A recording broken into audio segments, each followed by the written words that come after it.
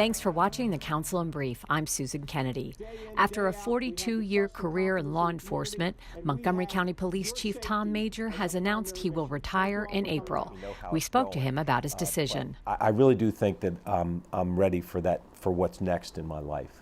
Major is the second longest serving police chief in Montgomery County. He will retire from the force on April 15th, and he told us his decision comes from the heart. After 42 years, I really feel like I've had my time of that. Maybe you should check back with me in a year and let me know how it's going. During his tenure as chief, Major was the force behind the body-worn camera program.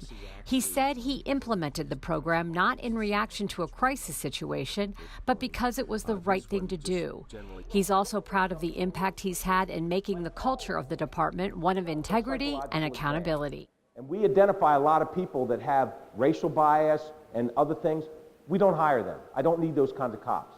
The speech you gave was really changed my view. I thought it was amazing. I think we've learned over the years that every crime fighting initiative that we put into place, there's got to be a trust building component to that. But he said his proudest achievement was closing the case of the Lyon sisters. You know, something that went unsolved for 40 years and impacted this community so greatly back then, and something that the community never forgot about.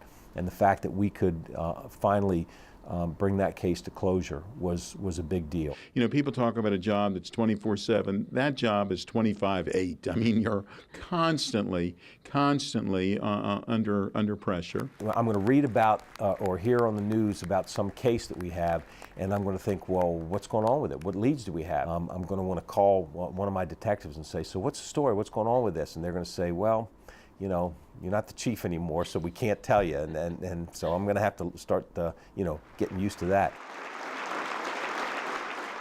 As part of the regular council session this week, Councilmember Tom Hucker introduced a bill that would put greater restrictions for lead in drinking water. This after a study released last year found 86 county schools had elevated lead levels in drinking water that exceeded EPA standards. Well, there's new state legislation that requires all public and private schools to test the lead in their drinking water, so that the state standard for lead for the action levels is way too high. Our schools have already taken action to remove all the fountains that showed lead levels over 20.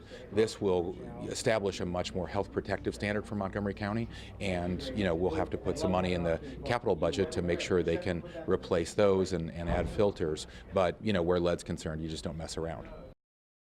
How healthy is Montgomery County? In a survey recently completed by the Robert Wood Johnson Foundation, the county ranks first in the state of Maryland in overall health outcomes. But Montgomery County Health Officer Dr. Travis Gale says if we only use this number as our metric of success, there's no real energy to move forward. We know that not everyone in the county celebrates those great outcomes. And we want to make sure that we can identify those areas where not everyone does and figure out a way how we can tailor and target our resources to them to be able to improve the outcome. Dr. Gales presented the report to the members of the Health and Human Services Committee. It also included a snapshot of how health is influenced by where we live and work, ranking communities within Montgomery County by zip code.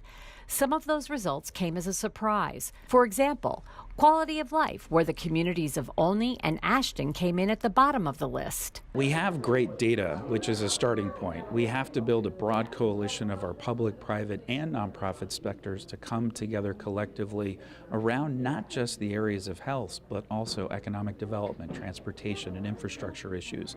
There were many factors that went into ranking the county zip codes. When measuring length of life, the survey combined years of productive life lost with a mortality rate under 75.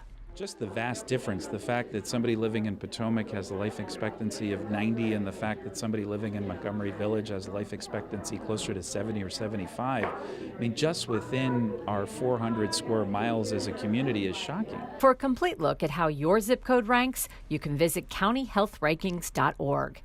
Well, that wraps it up for this edition of the Council in Brief. For County Cable Montgomery, I'm Susan Kenedy.